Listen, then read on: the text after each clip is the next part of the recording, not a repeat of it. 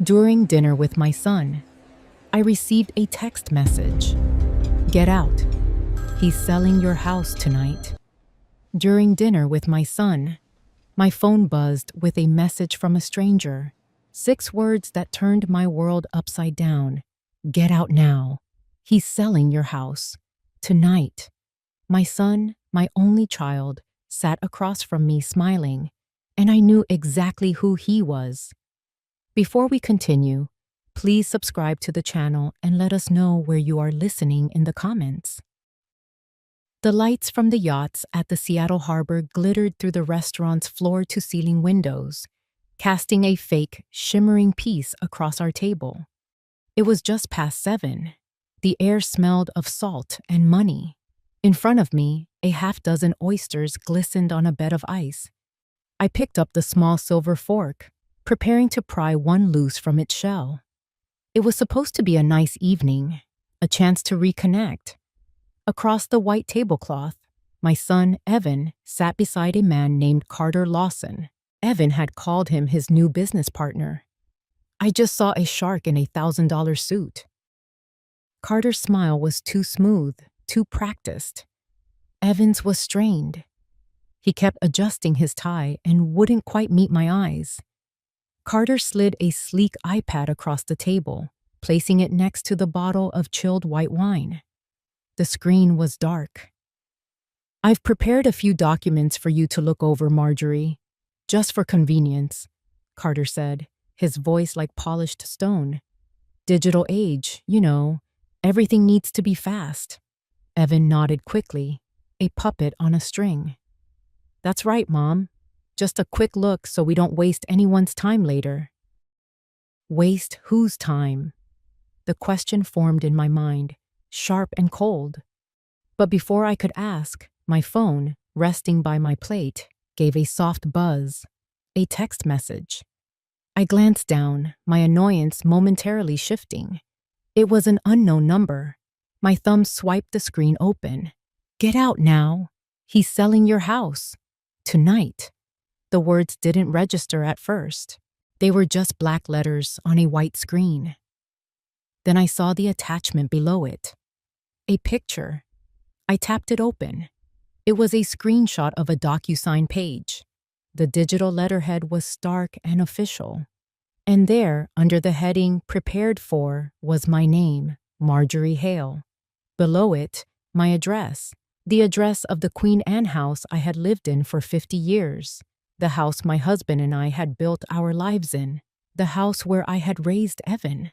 My name was already typed into the signature field, waiting for a final binding click. The silver fork in my hand froze mid-air. It slipped from my numb fingers, hitting the porcelain plate with a tiny, sharp clink. The sound was deafening in the sudden silence of my world. I felt the blood drain from my face, a cold tide pulling away from my skin, leaving me hollow. My heart hammered against my ribs, a frantic bird trapped in a cage. They were watching me. I knew they were. Slowly, deliberately, I lifted my head. I forced my lips into a neutral line. I looked past Carter's predatory grin, past the glittering harbor lights, and met my son's gaze. He flinched. I reached out, picked up my phone, and placed it face down on the table. The screen went dark, hiding the betrayal. All right, I said. My voice was perfectly even. Not a tremor, not a ripple of the hurricane tearing through me. Just leave it there. Let's eat first. 2 days earlier, the world outside my living room window was a watercolor painting of gray on gray. A classic Seattle drizzle had been weeping from the sky since morning, blurring the edges of the maple trees and making the streetlights glow with a hazy, premature light. It was just past 4 in the afternoon.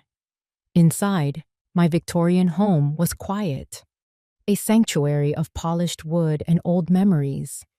I was settled in my favorite armchair, the one with the worn floral pattern, a steaming cup of Earl Grey tea warming my hands. The silence was a comfortable blanket. Then the phone rang, its cheerful, digital chime slicing through the peace. I glanced at the screen. Evan. My heart did its usual little flip-flop, a complicated dance of hope and weariness. I let it ring one more time before answering, taking a steadying breath. Hello, Evan. Mom? His voice was tentative, laced with a practiced sort of shame I knew all too well. Hey, you got a minute? I have a minute, I said, my tone carefully neutral. There was a pause, the sound of him inhaling deeply. Look, Mom, I know I've been a real piece of work lately. I know I've let you down, and I just want to make things right. I stayed silent, letting him talk. This was part of the pattern.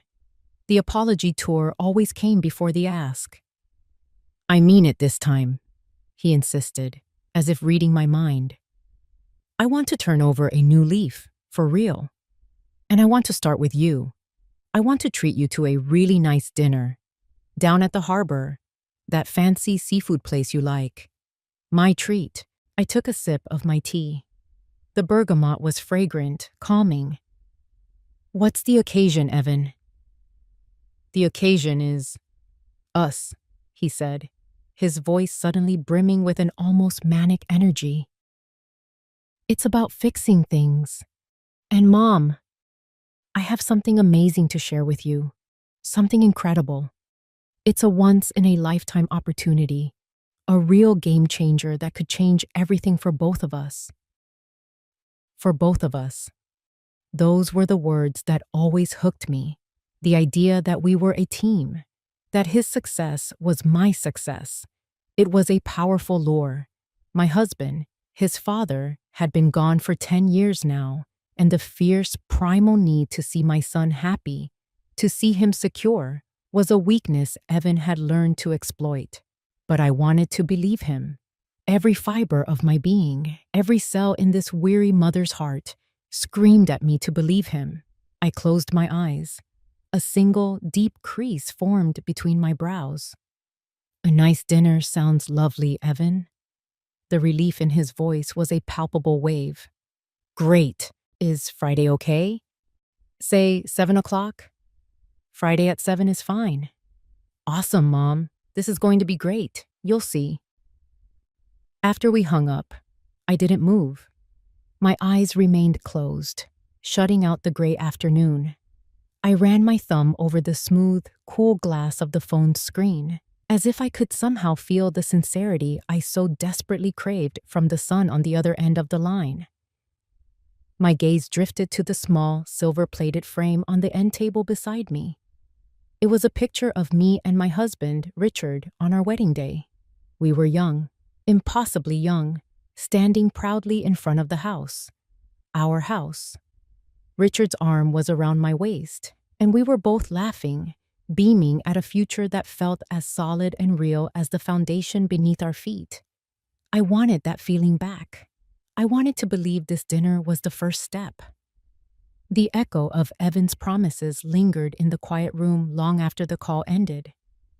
Hope is a stubborn, treacherous thing. I pushed myself out of the armchair, my joints protesting quietly, and left the half-finished tea on the table. The gray light of the afternoon seemed to have deepened, and the house felt vast and silent around me. I walked from the living room into the main hall, my hand instinctively finding the cool, smooth wood of the cherry banister. The staircase was my daily mountain, but today I took the ascent one step at a time, as if each tread was a page in a history book I was forced to reread. My fingers trailed along the polished wood, a familiar path they had traced thousands of times. Halfway up, I paused. My gaze fell on the first in a gallery of framed memories that lined the wall. It was Evan's college graduation photo. There he was, 22 and beaming, clutching a diploma like a winning lottery ticket. His eyes, so much like his father's, were bright with unfiltered optimism. We had been so proud, so certain he had the world at his feet. A pang of an old familiar ache resonated in my chest. That bright-eyed boy had no idea of the stumbles and bad bets that lay ahead of him, the string of failed ventures and borrowed money that would slowly chip away at that brilliant shine. I moved up another few steps and stopped again. A family camping trip from when Evan was 10.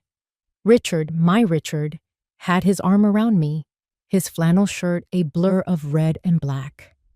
He was grilling burgers, a plume of smoke rising behind him.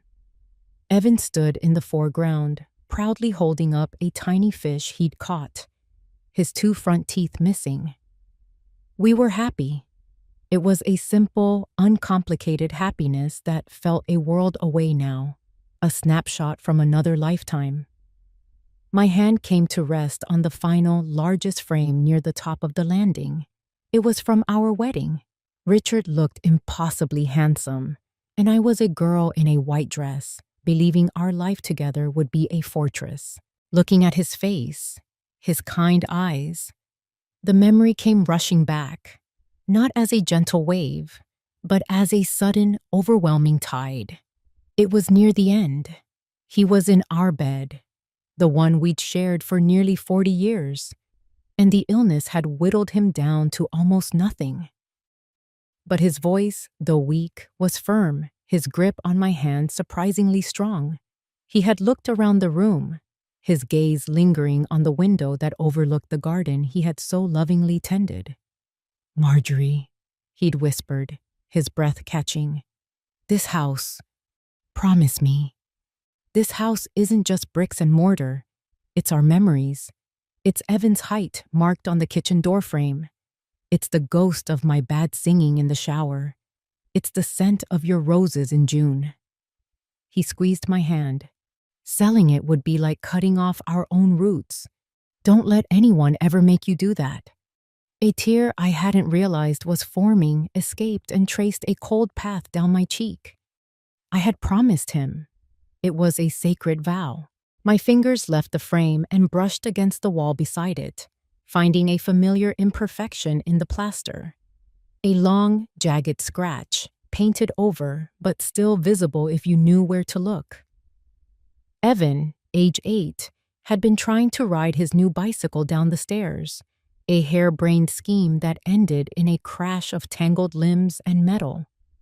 I remembered my initial flash of anger, quickly replaced by overwhelming relief when I saw he was unhurt, just a little stunned. He had looked up at me, his lip trembling, expecting a scolding. Instead, I had just held him. I smiled now, a sad, wistful smile. The house held it all, the triumphs, the heartbreaks, the laughter and the scars. It was the only thing that had remained constant. It had held us, protected us. It was our roots, and I was going to have dinner with the son who now wanted to change everything. The restaurant was called the Salty Anchor, and it stood like a glass jewel on the edge of Pier 57. The wind blowing in from Puget Sound was a different kind of cold than the drizzle back home. It carried a sharp metallic tang of salt and diesel fuel. I pulled my jacket tighter around my shoulders, feeling a shiver that had nothing to do with the temperature. The parking lot was a maze of luxury cars, all gleaming under the dim streetlights. A sleek, black sedan pulled into the spot next to us. Carter Lawson stepped out. He was taller than I'd expected, and he moved with a fluid, confident ease. He was already smiling as he walked toward us, a wide, practiced grin that didn't quite reach his eyes. He extended a hand toward me. His grip was too firm, a silent assertion of dominance, and he held on just a second too long. "Marjorie, it's a real pleasure to finally meet you," he said, his voice as smooth as his smile. "Evan has told me so much about you." Evan stood beside him, fidgeting. He looked like a man trying to play a role he hadn't fully memorized. His shoulders were hunched, and his eyes darted from me to Carter and back again, a silent, nervous ping-pong match. Carter released my hand and slapped Evan on the shoulder, a little too hard. I really admire Evan, he said, turning his attention back to me. The guy has a real head for finance, a born risk taker. You'll be proud of him soon, Marjorie. I politely but firmly withdrew my hand. The warmth was gone, replaced by a cold knot of suspicion in my stomach. Hello, Mr. Lawson, I replied, my voice steady. Evan doesn't often talk about his friends. It was a small barb, delivered without malice, but it landed with the desired effect. Evan's face flushed. Carter's smile didn't falter, but something in his eyes shifted. A flicker of annoyance, quickly masked. He had clearly expected a different, more deferential response from me. But it was Evan's eyes that held my attention.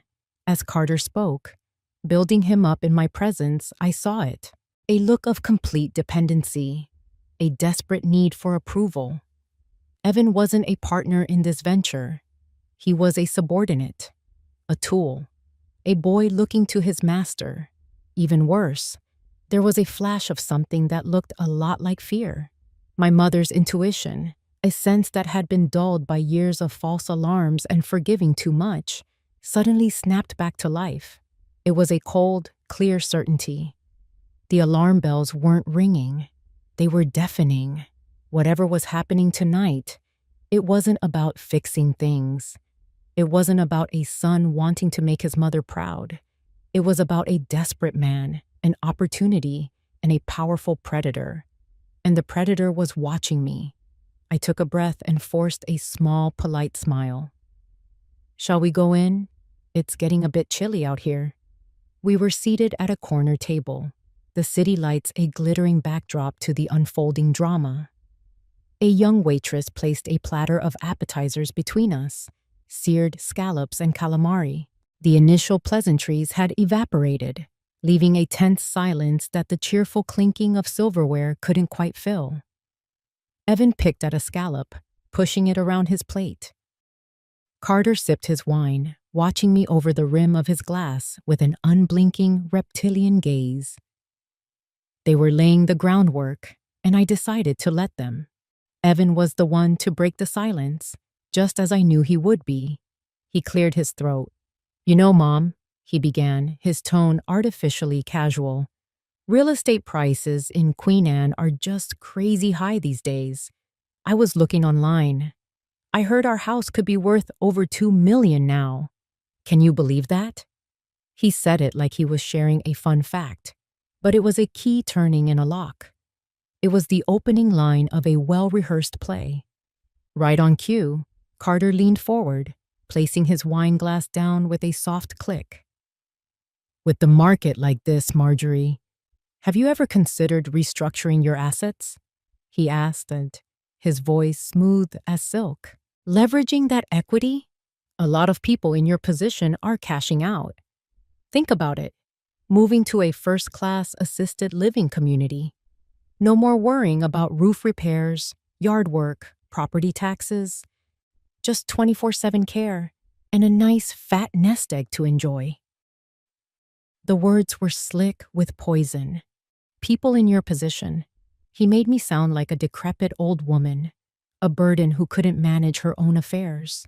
He was painting a picture of a gilded cage, trying to sell me on the idea of abandoning my home for a life of managed decline. The alarm bells in my head were no longer just ringing. They were a clanging, deafening siren. This wasn't a suggestion. It was a sales pitch. I kept my face a mask of polite interest. I picked up a piece of calamari with my fork. I'm quite happy where I am, Mr. Lawson. My roses need me.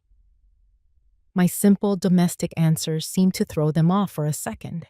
Evan jumped back in, his voice a little too eager. Right, of course, Mom. But it's just about being smart with money, he pressed on. Speaking of which, do you still have the mortgage papers? The deed and all that? I was thinking I could take a look, just to see if there's anything we can optimize.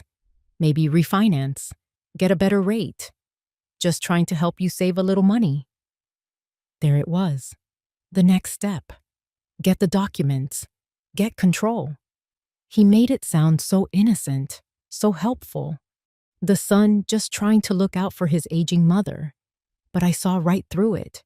I saw the puppet. And I saw the puppeteer's hands pulling the strings. As if to punctuate Evan's words, Carter reached into his expensive leather briefcase, which had been resting by his chair. He pulled out a thick, crisp white envelope and slid it across the table toward me. It stopped just short of my water glass. My eyes dropped to it.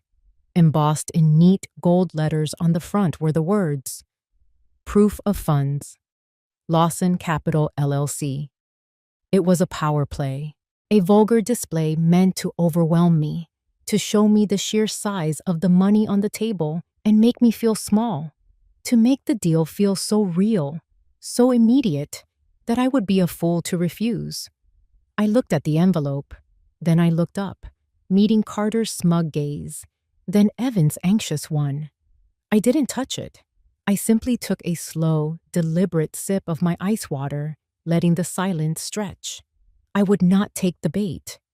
My excuse of needing the ladies' room was flimsy, but neither Evan nor Carter questioned it. They were too busy watching the untouched envelope on the table, confident their trap was set. I needed a moment. I needed to breathe in air that wasn't thick with betrayal. The restroom was sterile and cold, a shock of bright white tiles and gleaming chrome after the dim, wood-paneled ambiance of the dining room. I gripped the edge of the marble countertop, my knuckles white. My reflection stared back at me, a pale, 75-year-old woman whose eyes held a storm. The words from the text message were seared into my brain. "He's selling your house. Tonight." The DocuSign screenshot was a brand on my memory. I was staring at my own face, but I didn't recognize the person looking back. Who was she? A victim? A fool? The restroom door opened with a soft whoosh, and I flinched. It was the young waitress who had served our appetizers, the one with the kind eyes. She was carrying a small stack of folded hand towels. She glanced toward the stalls, saw they were empty, and then her eyes locked on mine in the mirror. Her professional smile vanished, replaced by a look of genuine alarm. She moved quietly to the sink next to mine, pretending to busy herself with the soap dispenser. "Mrs. Hale?" she whispered, her voice trembling slightly. "It's me, Sienna.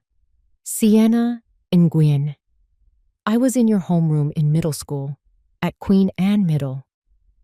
The name clicked, and a fuzzy image of a bright girl with pigtails surfaced from the depths of my memory. My mind, however, was too clouded with the present to grasp onto the past. "Sienna," I repeated, my voice a hoarse whisper. "Ma'am, listen to me," she said, her words a frantic rush. "Please, don't sign anything tonight. I'm so sorry. I wasn't trying to snoop, but I accidentally saw the email on that guy's iPad when he left it open. He has an appointment with an online notary scheduled for 9:30 p.m. She took a shaky breath.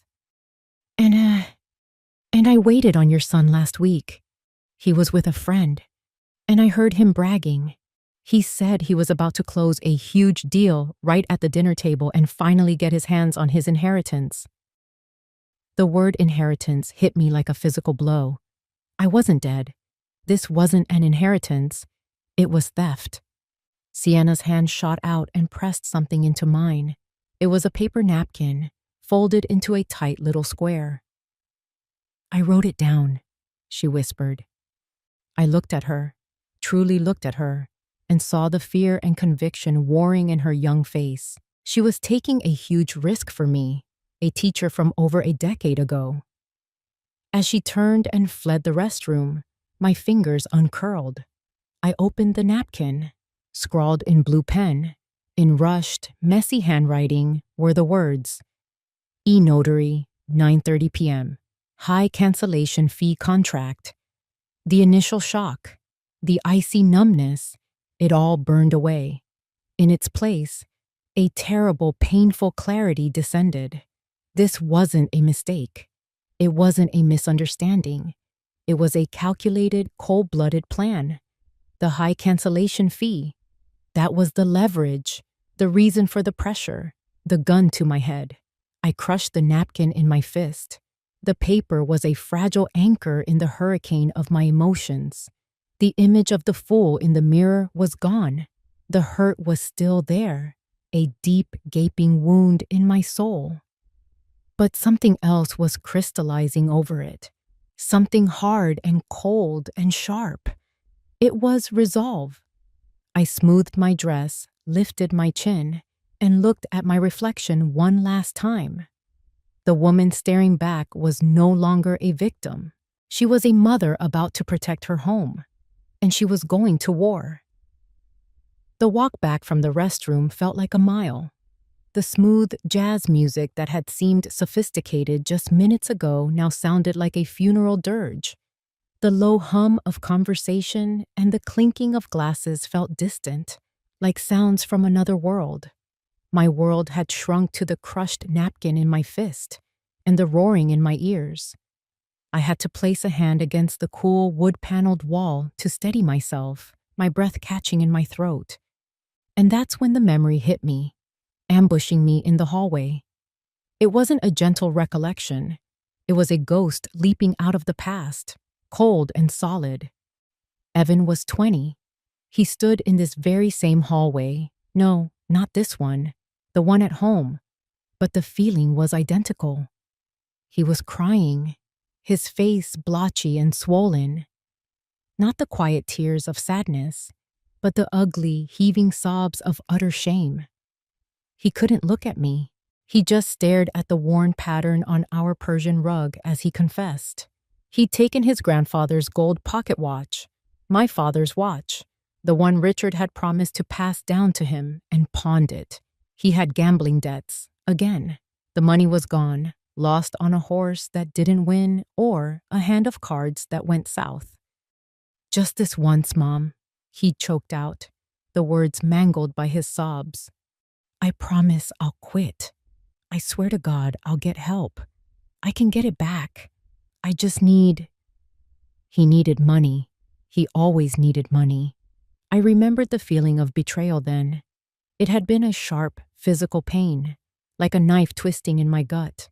But it was diluted by my love for him, by the desperate maternal instinct to fix what was broken.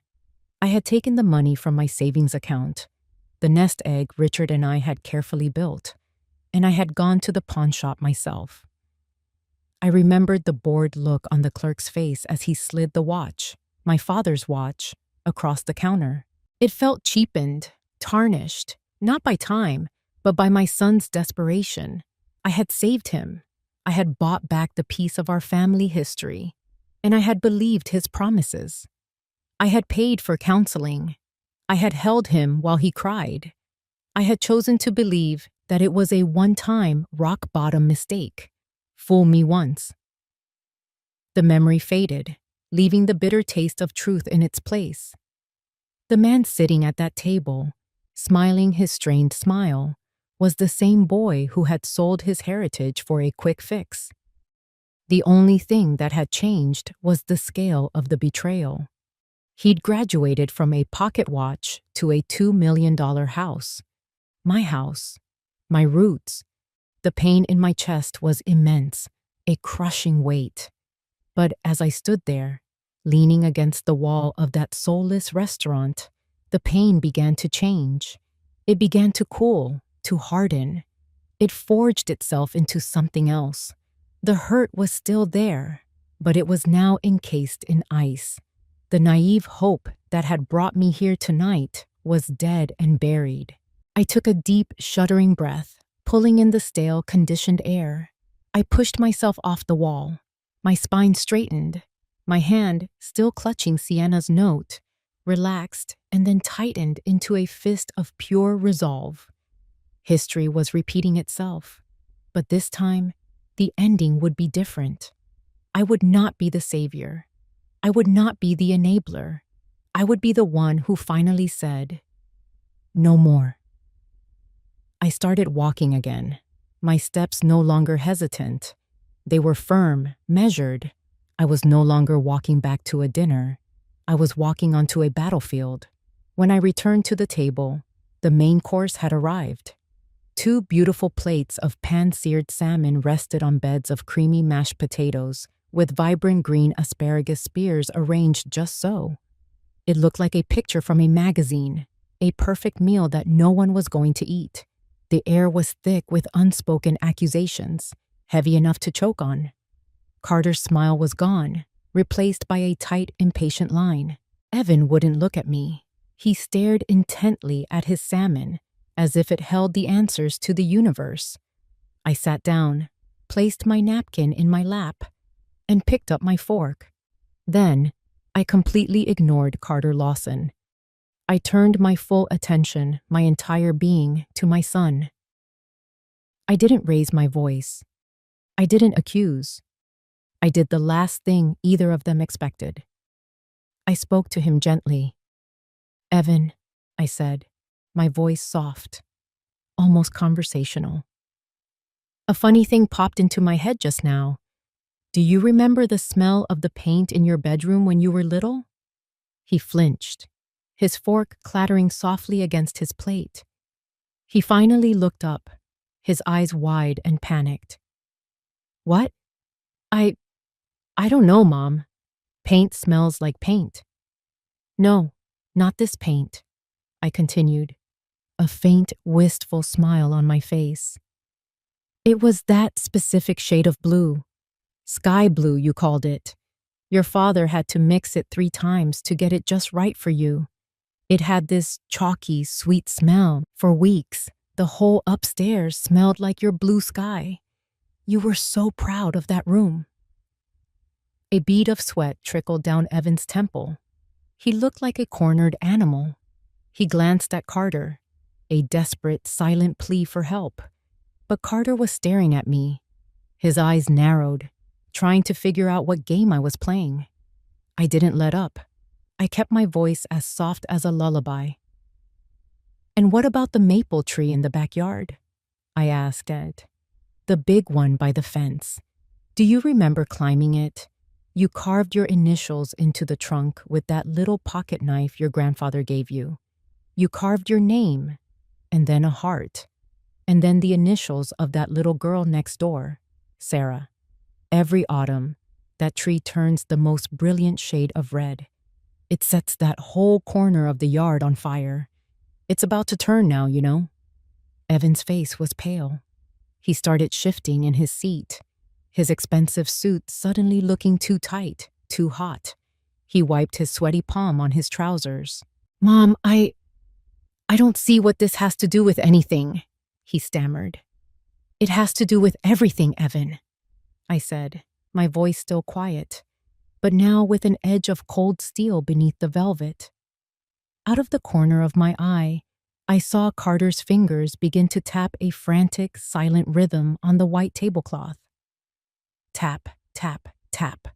He was losing control of the situation. His timeline was slipping. I wasn't reacting with tears or anger. I wasn't looking at his impressive envelope full of money.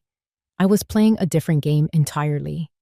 I was reminding my son that a house isn't an asset. It's a life.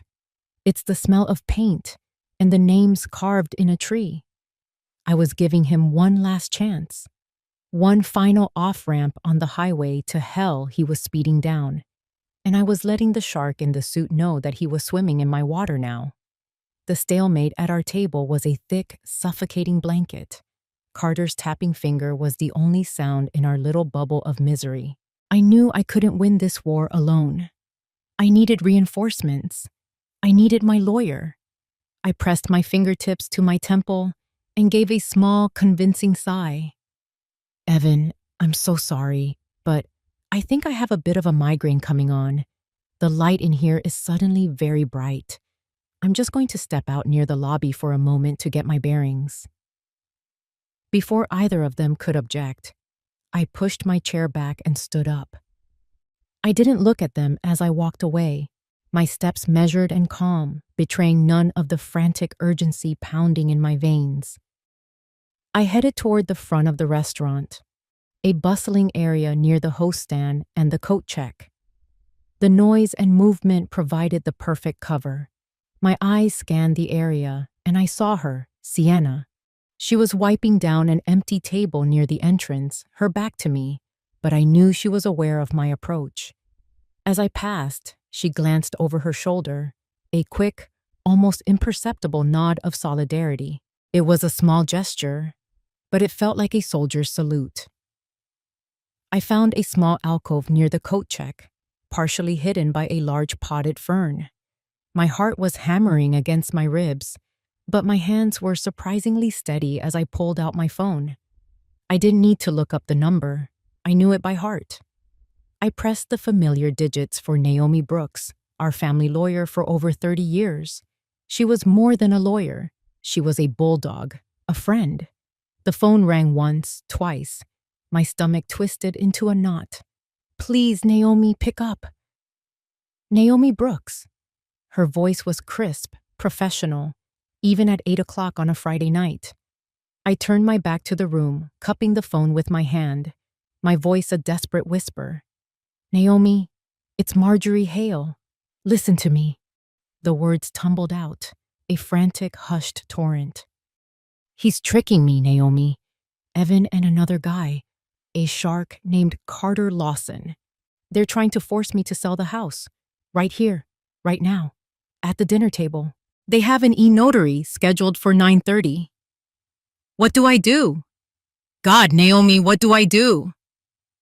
There was a sharp intake of breath on the other end of the line, followed by a silence that lasted only a second but felt like an eternity. When Naomi spoke again, all traces of pleasantry were gone. Her voice was pure, cold steel.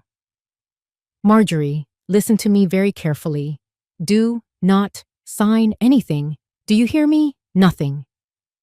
"I won't," I whispered. "Good. Now, I'm on my way. I just need to know where you are." "The Salty Anchor on Pier 57. "Got it. I'll be there as fast as I can. Your job now is to stall. Run out the clock, whatever it takes." The line went dead. I leaned against the wall, my legs feeling weak with a strange mixture of terror and relief. A moment later, my phone buzzed with a text message. It was from Naomi. "Absolutely do not sign. Stall for time. Demand to see the original paper contract. Say your lawyer is on her way. Where are you? Send me the address. I'm coming." I read the message twice. The last two words, in all caps, were a declaration of war. They were the sound of the cavalry cresting the hill. A wave of profound relief washed over me, so powerful it almost brought me to my knees. I wasn't alone in this fight anymore. I took a deep breath, straightened my shoulders, and put the phone back in my purse. The fear was still there, a cold stone in my gut. But now it had a partner. Righteous, burning anger. They had thrown me into the water to drown, but Naomi had just thrown me a lifeline. And I was about to use it to pull their whole rotten ship down with me. I walked back to the table with the steady calm of a storm's eye. Inside, a tempest of anger and adrenaline was raging, but on the surface, I was placid. I sat down, meeting Carter's glare with a cool indifference. The time for games was over. He had clearly reached the same conclusion. His patience had snapped. With a sharp, aggressive movement, he picked up the iPad and slid it across the table. It stopped directly in front of my plate. On the screen, the DocuSign page glowed, my name a silent accusation in the signature box. "Marjorie, we don't have all night," Carter snapped, his voice losing its silken veneer, revealing the raw, ugly impatience beneath. "The clock is ticking. This is an excellent offer, but it's contingent on closing the deal tonight. It expires at midnight." It was the final push, the classic high-pressure sales tactic, the manufactured deadline, the threat of a lost opportunity. A few minutes ago, it might have rattled me. Now, It was just noise. I looked at the glowing screen. I looked at Carter's hard, predatory face. Then I looked at my son, who was staring at the iPad as if it were a bomb about to detonate. Slowly, deliberately, I placed my hands flat on the table. I pushed the iPad back to the center of the table. A clear, unmistakable rejection. I will not be signing anything on an iPad, I stated, my voice clear and firm, cutting through the tense air. If you want me to consider this offer, I want to see the original paper contract. Every single page. Carter's jaw tightened. That's not how we do business. It's inefficient. It's how I do business, I countered, my gaze unwavering. And furthermore, you won't have to worry about explaining it to me. My lawyer, Miss Naomi Brooks, is on her way here to review it for me. The name hit the table with the force of a gavel. Carter froze. His mask of command finally cracked, revealing a flicker of pure, undiluted panic. Evan, beside him, looked like he'd been shot. His head snapped up, his eyes wide with terror.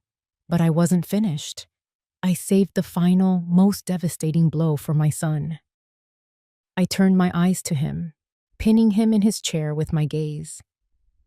I let the silence stretch for a heartbeat, and then I delivered the killing stroke, my voice dropping to a low, lethal calm. Sienna already told me about the 9:30 p.m. appointment with the e-notary Evan. That was it. The final pin pulled from the grenade.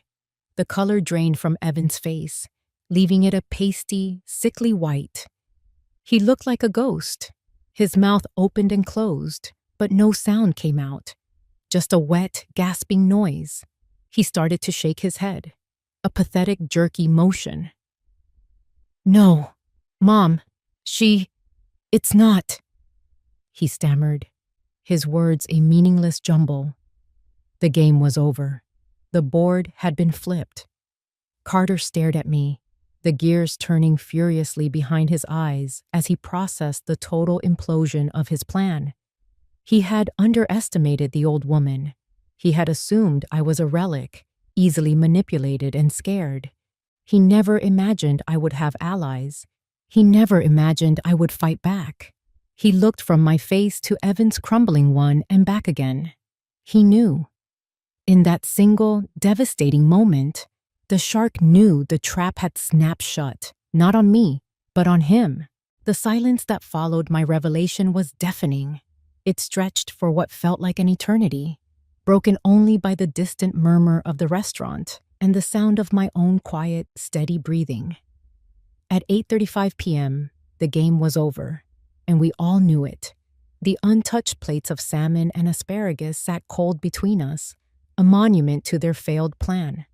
Carter was the first to move. He slowly, deliberately, picked up his half-empty wine glass and drained it. He didn't look at me. His gaze was fixed on Evan, and the cold disdain in his eyes was more chilling than any rage. Evan, he said, his voice flat and devoid of emotion. You've wasted my time. A lot of my time. We're done. He didn't need to say more. It was a verbal execution. The deal was off. The business partnership was a phantom. Evan was a liability, and Carter Lawson had no use for liabilities. He stood up, adjusted the cuffs of his expensive suit, and gave the table a last dismissive glance. He walked away without a backward glance, a shark leaving a carcass in the water. Evan, my son, watched him go. He was a portrait of pathetic desperation. He turned to me, his hands now folded in a pleading gesture. No, Carter, wait. I'll handle it. Please, I'll handle it, he cried out, his voice cracking. Then, his eyes, filled with tears, fell on me. Mom will listen to me. She's just upset. We can still do this. I'll make her see reason. He was still playing the same old tune, the one I had let him play my whole life, the one where he was the hapless victim and I was the one who had to fix everything. I looked at him, truly looked at him, at the man, not the boy. And for the first time in a long time, the maternal instinct to protect him was gone, replaced by a deep, weary finality. I took a breath that was a mixture of sorrow and steel. I've listened to you enough, Evan, for your whole life. My voice was not angry. It was simply a statement of fact. Now I have a job to do, and you have a job to do. I reached into my purse, pulled out my wallet, and counted out a stack of $100 bills. My job is to go home and call my lawyer and get my affairs in order, to make sure you can never do anything like this again. I placed the money on the table. It was more than enough to cover the bill and the uneaten meal. I took an extra bill from the stack and folded it, placing it deliberately on the table with my son's name on it. Then, I pulled out another 100 and placed it next to the money for the bill. It was a generous tip for a very brave waitress. I looked at Evan one last time, my eyes holding his. He was still waiting for me to save him. "And your job," I said, my voice dropping to a final whisper, "is to go home." I stood up. I didn't wait for a response. I turned and walked away from the table, from the mess, from my son. I walked past Sienna, giving her a brief, grateful smile. I walked through the host stand and out into the cold night air. The wind off the water hit me, a refreshing slap of reality. I had come to a dinner of betrayal, but I had left on my own terms. I had lost a son, but I had saved a home. And tonight, for the first time in a long, long time, that felt like a victory. The next morning, the Seattle sky was a wash of pale, indifferent gray. A fine mist hung in the air, clinging to the porch railings and beating on the leaves of my rose bushes. It was quiet, the kind of quiet that follows a storm. I stood on the porch, a mug of coffee clutched in my hands. It had long gone cold. I hadn't slept. How could I? I felt like I had aged a decade overnight. A man I didn't know was kneeling by my front door, the metallic scrape and click of his tools echoing in the damp air. The locksmith. Naomi had arranged for him to come first thing, a necessary precaution. He worked efficiently, his movements precise. He was replacing the heart of my home's security, and all I could feel was a profound sense of violation. This lock wasn't to keep strangers out. It was to keep my own son out. The thought was a fresh stab of pain in a chest already full of wounds. My phone, sitting on the small wicker table beside the porch swing, began to buzz. The screen lit up with a name that made my stomach clench. Evan. I stared at it, my heart a frantic bird against my ribs. A part of me, the foolish mother part that refused to die, wanted to answer, to hear remorse in his voice. But the rest of me, the part that was now cold and hard and clear, knew what I would hear. I let it ring, the buzzing a vicious insect in the morning calm. It rang, and then fell silent. I let out a breath I didn't realize I'd been holding. But then it started again. He was calling back immediately.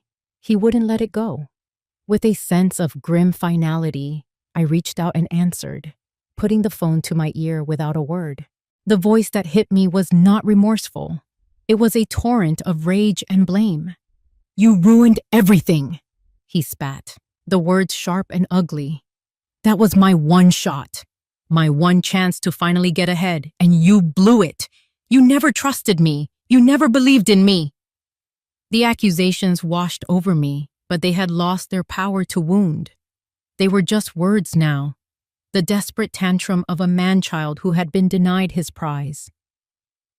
I listened to his tirade, my eyes fixed on the locksmith carefully fitting a new brass tumbler into place. When he finally paused to take a breath, I spoke. My voice was quiet, hollowed out, devoid of anger or pity. It was just empty. "It's not that I didn't believe in you, Evan. I said, the words tasting like ash in my mouth. It's that I believed in you too many times. I didn't wait for a response. There was nothing more to say. I pressed the red icon on the screen, ending the call, severing the final frayed thread that connected us. The locksmith stood up, wiping his hands on a rag. All set, ma'am. He held out a small gleaming ring of new keys. I took them from him. The metal was cold and sharp against my palm, the freshly cut edges unfamiliar. They were the keys to my house, my fortress, and my prison. After he left, I sank onto the porch swing, the chain groaning softly under my weight. I stared out at the quiet yard, the yard that held the ghosts of a little boy on a bicycle and a young couple full of hope.